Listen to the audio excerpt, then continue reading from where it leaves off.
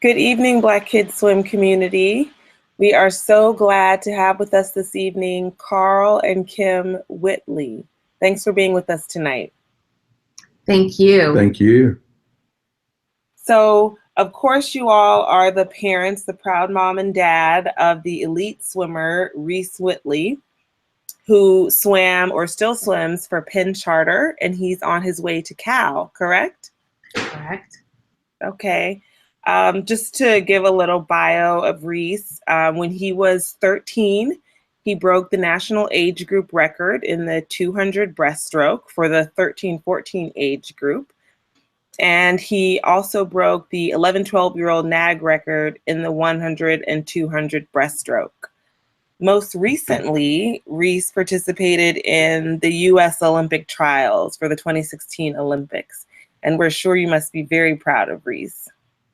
Very much so. Absolutely. He did a great job, even though he might question that a little bit, but he did a superb job as a 16-year-old. Absolutely. I mean, at the young age of 14, his times qualified him to participate in the U.S. Olympic trials. So that's nothing to sneeze at. And but I'm glad you raised that, Mr. Whitley, Dr. Whitley, because yeah, Karl is good. Something that that a lot of parents could use some help with, even when your child is doing amazing, as Rhys has done on the national and international stage. What do you do as a parent to support and comfort your child when they don't perform as well as they thought they might have? I think one of the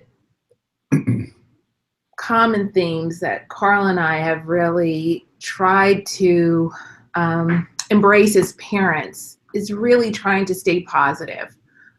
Being very much aware that this is Reece's journey and we are consultants for him along the way, but to try to focus on things that can be life lessons. Through his opportunity in the sport, we let the coach concentrate primarily on the swimming, and we try to concentrate on Reece as a person, not that his coach does not, but we try to focus on emphasizing the positive in the pool and outside the pool. So I think that one of the things for us is making sure that we understand exactly where he is with his swims and not trying to project what we may feel onto him. So I think keeping communication open, that ride home from the pool, from the meet, is always one of the most important times where, to me, I just try to give him an opportunity to talk through what he's feeling, and then help him as he explores what he feels could be done differently, or how to help him embrace what may be the positive. You know, sometimes it's interesting with swimming because you can win a race but not go a best time. Absolutely. Or vice versa. And I think that that dichotomy plays out in swimming more so than other sports. So it gives a parent two opportunities to really address what long-term goals there are for their child and try to focus on that. And that this is a journey and that not every day is going to be a great day on that journey. And so I think that that's what we've tried to do. We tried to give him an opportunity to express himself, to support him in that process, and then to have a very long view of what we hope will be a fruitful career in swimming, but more importantly, a journey that makes him a better person. And I think, just to chime in, what I think is unique about swimming is that the swimmers are always exposed, if you will. You know, I played my share of basketball in junior high and high school, played a little baseball, did not play much football. but those are all sports where you can hide a little bit if your stamina is not great, if your understanding is not great. You can sort of be off to the side and blend in. In swimming, when you get up on that block, everybody watching can look at the psych sheet or the heat sheet and know what your best time was. And when the race is over and they look up at the clock and they look down at the heat sheet and they see that you're, 12 seconds slower than you were the last time you did the event, then everybody knows that something's either wrong or maybe you weren't trying hard enough. And I think that one of the great things about swimming is that it almost forces you to try your best no matter what. Because when that little buzzer goes off, you jump in the water, you don't know what the person in the lane next to you is going to do. You just have to trust that your best is going to be okay. So I think that while we do our own bit of counseling and chatting with Rhys about keeping things in perspective, I think the sport actually teaches you to keep things in perspective almost on your own.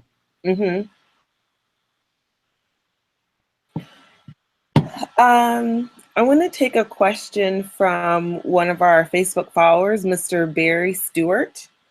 He wants to know, is private coaching a necessary investment in supporting the development of an age group swimmer? That's an interesting question, Mr. Barry. We wrestled with that early on in Rhys's career because he was playing youth basketball, sort of AAU light, we used to call it, when he was 8, 9, 10 years old. And he played in a fairly evolved baseball league as well, in a neighborhood not too far from us that had over 600 kids playing in it across, I think, 4 age group categories. So he was pretty heavily involved in those 2 other sports. And to add private lessons to an already rigorous practice schedule for a 9 or a 10-year-old seemed a bit much. Yes. And initially, the cost was not, the cost wasn't prohibitive, but it just seemed excessive initially for such a young child. But eventually, we realized that in order for him to get the one-on-one time, private lessons helped. And he really enjoyed and benefited from having the one-on-one time, whether it was 30 minutes or an hour, just to be able to focus on his own technique, just to be able to focus on breaststroke, or just to focus on his flip turns or his turns in backstroke. That quality time really paid off eventually. And I think with Rhys's coach, Crystal Keelan, that one-on-one time kind of enhanced their relationship. It enhanced his understanding of what he was trying to do in the water. And so eventually, that investment was very much worthwhile. But when your kid is 9 or 10 years old, you sometimes wonder, why are we doing this? And at what age did you start the private coaching for Rhys? Oh, and he was almost 12. Right. By the time that we decided. And I think that what's interesting about our decision is that it really, I think, is very unique to the swimmer situation. And if you're from a club that's smaller, that may have a different swimmer to coach ratio, you may not think that private lessons are necessary. with Rhys, I think that the way that we viewed it, which was a great thing, is that once we started, it wasn't necessarily a consistent commitment. What we were focused on were several things that we wanted to see him feel better about. Okay. To put him in a place where he was getting more out of practice. So when you have a situation where, you know, the coach may feel that there is a technique issue, then you don't want them constantly repeating the poor technique in practice. So tweaking things in small sessions, and it didn't even start to, it wasn't even, I don't think, at an hour when we first started. It was more like 30 minutes. Yeah, it was a half hour. And it wasn't even consistently every week. But it gave them the opportunity to work on a technique, which then allowed him to practice that the proper way for the next week and so on. So I think that it's very much an individual experience, what the swimmer is doing, what they want to accomplish, and what the coach thinks needs to be accomplished, and trying to support that either through a private lesson, or sometimes there are situations where you can do group private lessons and like go in with another family and, you know, two of you all share a half an hour or an hour. So I think it depends on the coach, the swimmer, and the situation, but definitely in Rhys's case, I think it was beneficial. Yeah, I also think that one of the things that comes out of it is the child, the swimmer, cultivates an understanding of what it is they're trying to do. So often for 8, 9, 10, even kids that are 11 or 12 and pretty good, may not really understand what they're trying to do. They don't have the vocabulary for the sport. They don't necessarily understand what the purpose of certain approaches and training are, whether it's tapering, whether it's, you know, why do I have to spend an hour kicking? You know, so during those half-hour sessions or hour sessions, whether it's one-on-one or one-on-2 or 3, what I think the kids can develop is a deeper understanding of what it is they're trying to do. And that got to the point with Rhys where by 12 or 13, I didn't even understand what he was talking about half the time because the conversation was so technical. That his understanding and the way he deconstructs a stroke, whether it's backstroke or breast, or whether it's stroke count for something like a 500 or a mile, or it's the splits that you're trying to achieve for a 500.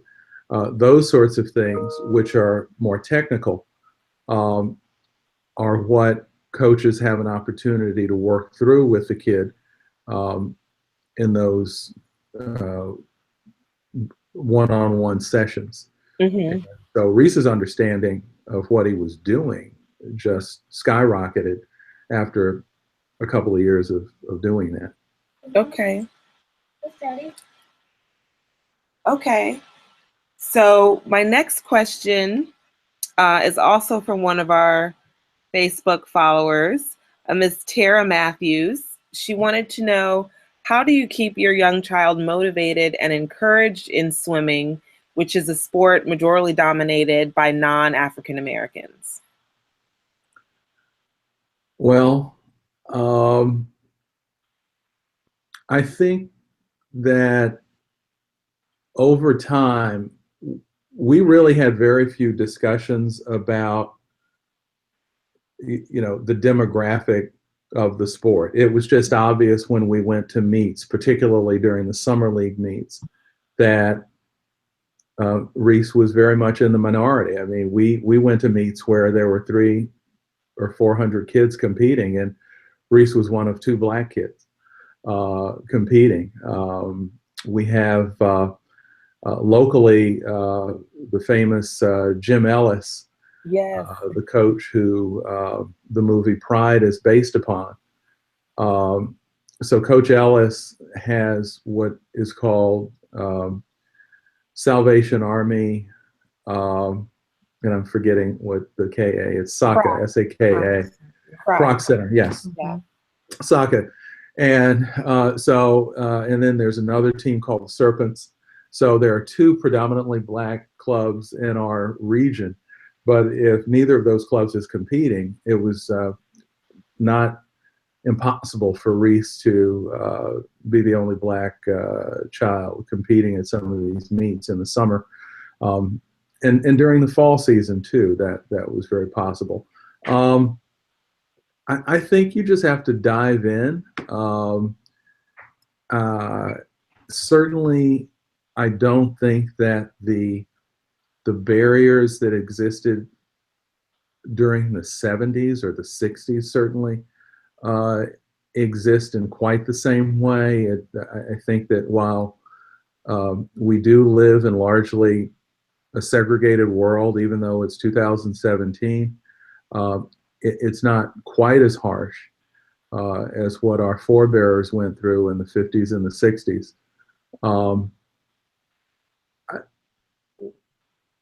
I think you just have to put your kids out there and expose them and talk to them about how to compete, how to focus, how to have fun. I think the fun part is important, because if the kids are having fun and if they're making friendships and forming relationships and chatting with other kids and other coaches on deck, that everything else falls into place. I know that over time, particularly in the early years, I would watch parents, not so much the kids, but other parents' reactions to Rhys.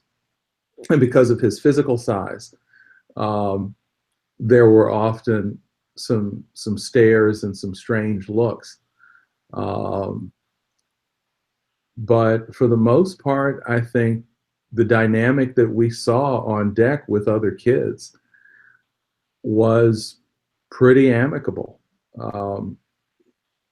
Rhys has never been standoffish, and perhaps his personality has allowed him to sort of migrate through this space with ease.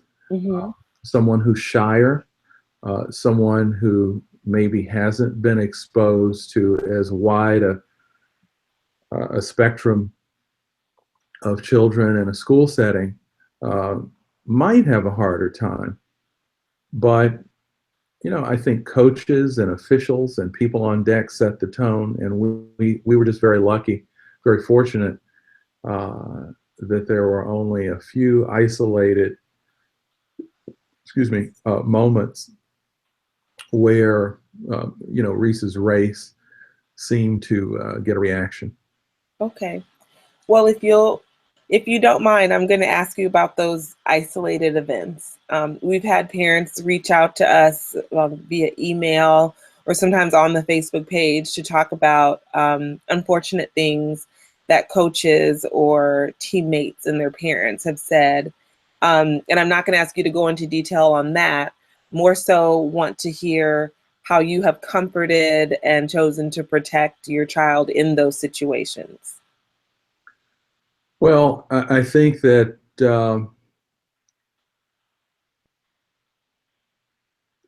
one situation, and I won't necessarily go into detail, but it told us something that we had suspicions about. Rhys has a lot of friends, and I guess when he was about 13, which was about the time that some of our friends were having bat mitzvahs and bar mitzvahs, there was a parent who, parent of a child, parent of a swimmer who was very close to Rhys. And the dad told me one day what some random father had questioned him about on deck. And it was without, my wife is going to whack me if I tell a story in too much detail. But he can whack you. So. I'm trying to kick him underneath the table. Yeah, but the listeners will understand. Your listeners who will understand. So the man came up to our friend and the father of Reese's friend, and actually questioned whether or not he was adopted and whether or not we actually knew his chronological age. And of course, the question was whether or not he was adopted from Africa.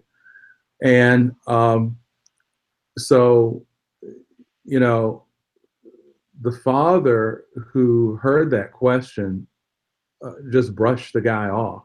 Mm-hmm. I was happy that he shared it with me. He didn't have to share that with me. But I think it speaks to a certain ignorance that's out there. Obviously, in our current political climate, without being political, Ebony, on your show, there's a brazen tone out there when it comes to ethnicity or gender identity or how you wear your hair or whether you cover your hair. You know, all of these things seem to really rub a certain slice of the population the wrong way. Not everybody, and thank God it's not the majority of people, but there's a certain slice of the population out there that frankly is just going to be ignorant. And my feeling is that our kids need to know that those folks are out there, and that they need to steel themselves. Steel, S-T-E-E-L. I got you. As opposed to S-T-E-A-L. They need to steel themselves. They need to brace themselves to deal with that, because unfortunately that's part of being a grown-up in this society. And if they start dealing with it at age 8, 9, 10, they're just going to be stronger and more competent and more capable later on in life. They'll be able to brush those things off and just move on and make progress and be happy and learn how to seek out people who are like-minded, regardless of race or, you know, religious affiliation or anything like that. You just learn how to recognize who quality people are.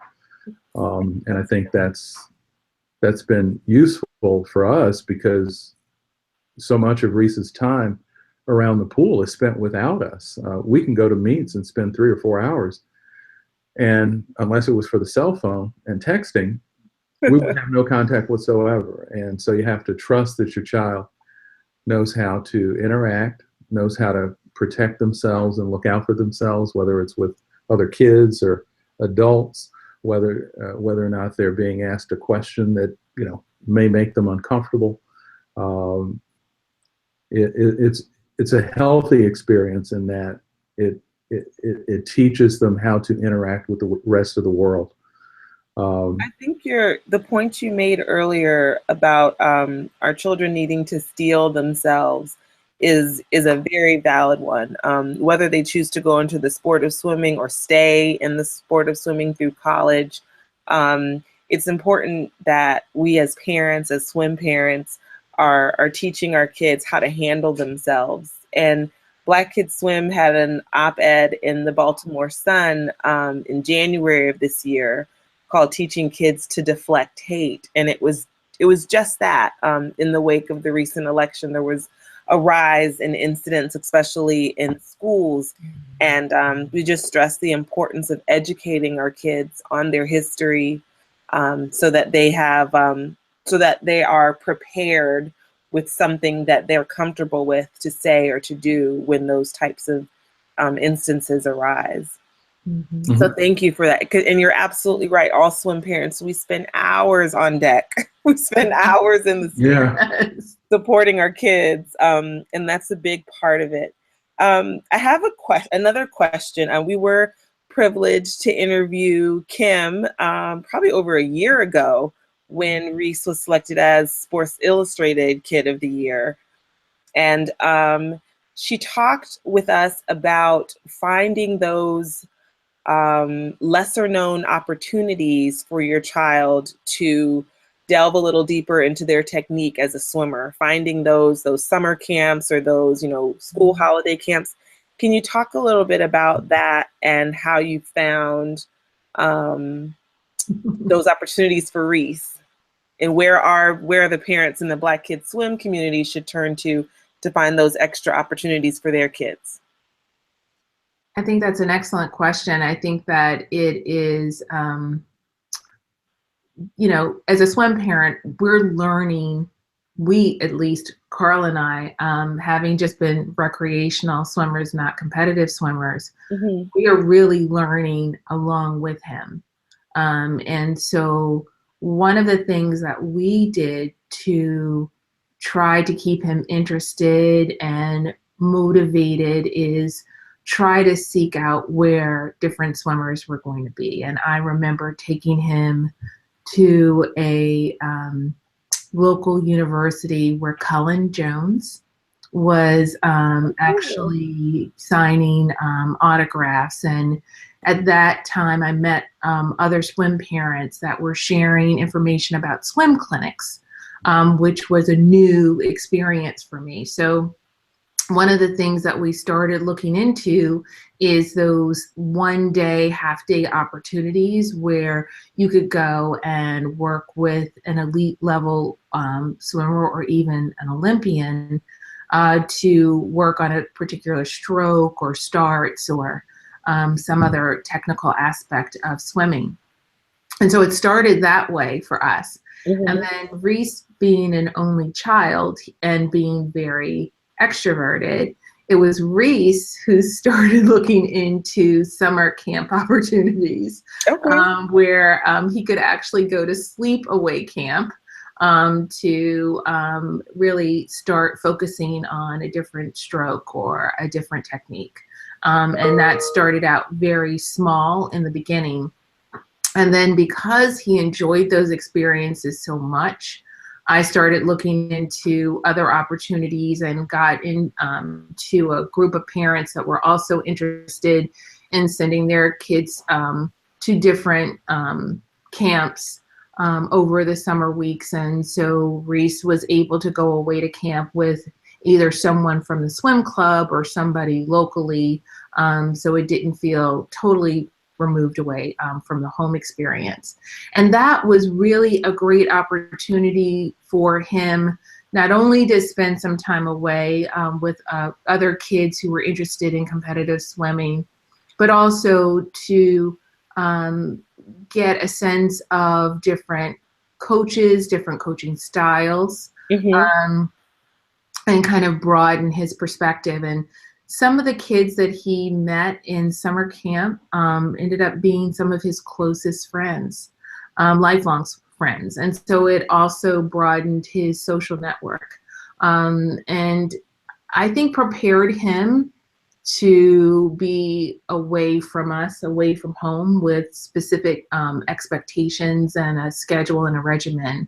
And it worked in our favor. But it was really Reece who broadened the clinic experience to the camp experience for us. And it was through his research and him looking online and through swim magazines that we found some of these opportunities. I will comment that it started off very slowly. So when he was 9 or 10, he went to one of the local universities. Franklin and Marshall was about an hour away. And that was his first overnight camp experience. And that was for a week. And there were 2 or 3 other boys from his club who went as well. There was even a night where there was a Phillies game, I think. And one of the other dads and I, one of us went up to get them and bring them back for the game. Oh no, it was a swim meet. I'm sorry. For a local swim meet. Yeah, there was a local swim meet here in Philly, The other dad, I think, drove and got them, brought them back to the meet, and then I drove them back to Lancaster to Franklin and Marshall, or vice versa. But that was very close. Franklin and Marshall was about an hour away. And then the following year, he went to a camp in Florida, in Fort Lauderdale, and then did it again after that. And then Jacksonville got into the picture a little bit later when he was older and was capable of dealing with a more competitive or more strenuous and rigorous workout schedule at a camp there in Jacksonville. And then that was for 4 to 5 weeks at the most. So there was a process of building up his tolerance of being separated from us, which didn't take too much time. And also his tolerance of the workouts. So start off slowly. Don't send your child to Texas at age 8. Don't try to do that. Go a step at a time. And it really doesn't often require going away at all. I know that there are many different opportunities to do swim clinics and have even clubs that get together and decide, oh, this might be a good opportunity to bring an elite level swimmer in just to spend a half a day. So I think that creating those opportunities can sometimes be possible at the local level if you have the right clubs involved. It doesn't always require having to send them away or even great expense if you can bring the expert to them. I'm glad you raised the issue of cost. Swimming can become a very expensive sport. Club fees, tech suits, all of that, and then the extra summer camps, and then if you add in private coaching as well. If you had to, I don't want to say rank, but if you had to give your advice on the place to put your money in terms of swim parents, where to put their money to get the most bang for their buck, whether it's the team, the private coach, the summer camps, what would you say? So I'll take a shot at that one. Okay. I think that for the most part, we really try to do this as a family experience. And so there's so many other things that kids ought to be involved in or are involved in that may be shifting your finances. And kids watch this. They know that, there's maybe an opportunity to do something academic. There might be an opportunity to do something with the performing arts. There may be something to do with athletics. And so when we start to have this conversation, we try to balance all of those as far as then trying to figure out where to invest time and money.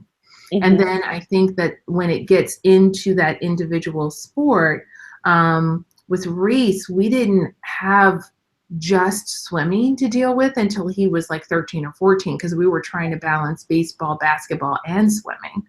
And so I think that when it gets into that individual sport, if a family has a club that's close by them, that they can afford to send their kid to every day and be a part of, then you may be able to balance that with a clinic experience or a special piece of swim gear to invest in. But early on, I would say that we focused on his swim team and that individual coach's interaction with our son to form a relationship. So we really, really did focus on club swimming and put our efforts into supporting that. We did a lot of local meets early on. That was kind of more the philosophy in the beginning, was having the opportunity to race. And so then our next level then had to go into the travel that may be associated with going to meets. And so I think those were our two priorities early on, was to make sure that he was fully invested and took all the opportunities that he could in getting the most out of his swim club, and the opportunity to work with his individual coaches.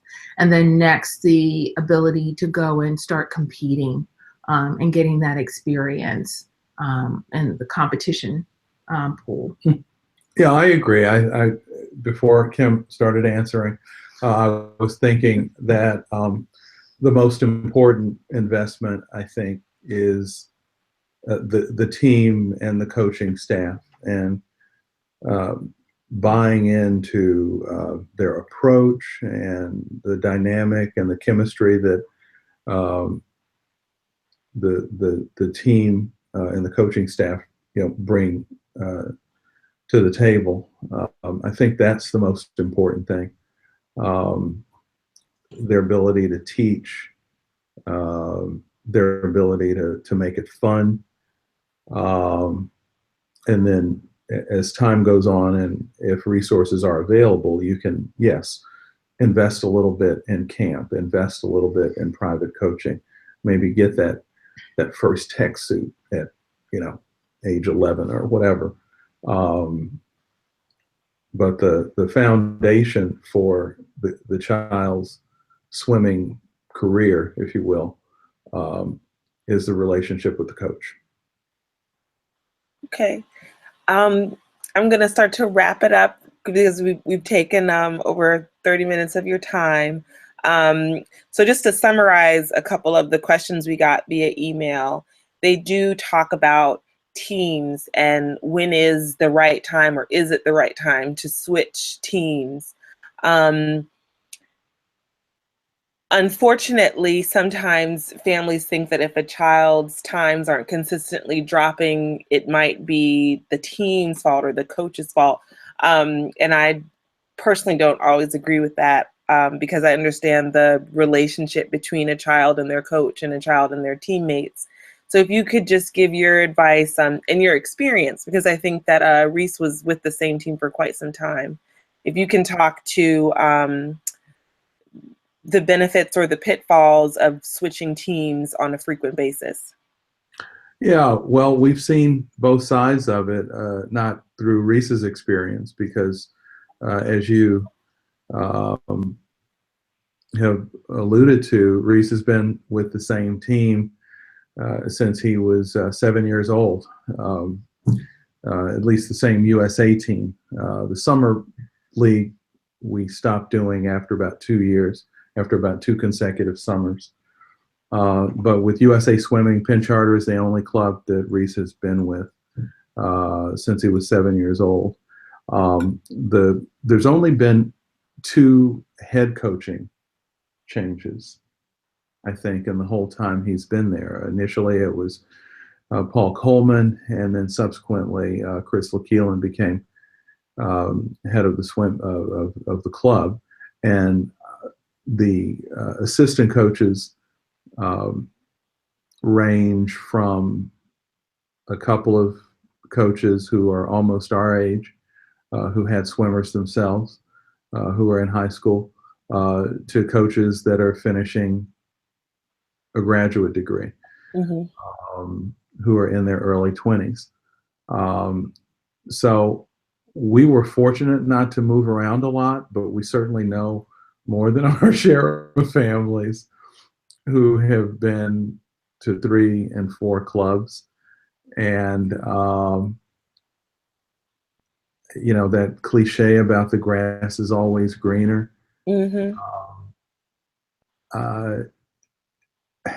I think you just have to be careful and not confuse your kids. If you have a responsible, dedicated coach, it's probably a good idea to stick with them, unless you just have a major difference in approach and philosophy. Hopefully the coach is fair. Hopefully the coach sees the talent in your child and will work hard to cultivate and develop that talent in time. But we've seen a lot of families skip around to 3 and 4 clubs, and it's got to be frustrating for the child to have to adjust to new teammates, to adjust to a new practice regimen. Obviously, travel is important. If the parents have to juggle getting to practice. Let's say you practice at some location that's far away from your school. Mm-hmm. That's hard to do every day. Monday through Friday is get the child from, let's say it's a morning practice, or let's say it's an evening practice. Either way, there's an extra trip between school and practice. And then you're talking about getting back home anywhere from 7 to 9 o'clock at night to do homework. So you have to think about the logistics. And when our coaching changes occurred, I don't want to say it was all about convenience for us, but the logistics were a big consideration. So we did not move, partly, not singularly, but partly because the logistics worked out better for us to just stay at Penn Charter. And we were very fortunate that the coaching changes enhanced his development. I'm not sure where we would have been if the dynamic with Crystal had not blossomed the way it did. You have to have some luck in this process. I mean, Kim and I are sitting here talking with your audience as though we're experts, but some of this was just dumb luck. I think that it was lucky that Crystal Keelan came into Reece's space as a coach. I think we were very fortunate to be able to keep him on the same campus for school and his swim practices. That was huge. Although I think we could have traveled to another location for swim practice. It just would have been a lot more work. But some of it is just our good fortune, and but we also were not so neurotic about this that we were bouncing around clubs and trying to juggle coaches and driving ourselves crazy trying to build an elite swimmer. But one of the things I will say, Ebony, is that every situation is unique. And I also would not want to ever think that we would have kept Reece in a situation where he wasn't comfortable. So I understand that sometimes it takes a while to find that right chemistry, because really what you're talking about in a swim club is, the swimmer and the coach have to have a relationship, but so do the swimmer and the teammates, and oftentimes the parents, right? Because we rely on each other to participate in volunteer things with around the club, maybe even help out with a pickup every now and then. So all of those dynamics being not perfect, but acceptable and working for your family are important. And when they don't, I understand why families feel like they need to move around. But I also think that it's very difficult, as you said in the beginning, to feel that it's based on your child's performance, because one of the things that you learn as you go through this process is there are so many things that can impact whether or not an individual swimmer is getting faster or not.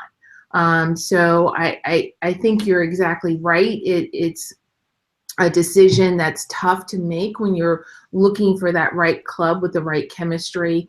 But I think that sometimes if you base it solely on what you perceive as a child's performance, then you may be moving around a lot. Mm-hmm. Well, thank you so much, both of you. Are there any last words of advice that you'd like to leave the Black Kids Swim community with? I just like to say happy second anniversary. Oh, thank you, Kim. I think that it's wonderful. You know, like Karl said, so much of this was new. We were learning along the way. A lot of the decisions and the choices that we made were probably more luck than being well informed in the beginning, but that's because we didn't have resources and accessible resources. And so what it used to be probably 3 hours worth of internet searching on a topic is now drilled down into one opportunity through your web and site and your community. And to find these resources is a gift. So congratulations and continue the good work. Thanks to you both. I'll end on that note. And best of everything to Rhys in his upcoming meets, and to both of you in your medical practices. Oh, and thank you. And good night and God bless. You as well. Thank you so much. You're welcome. Thank you.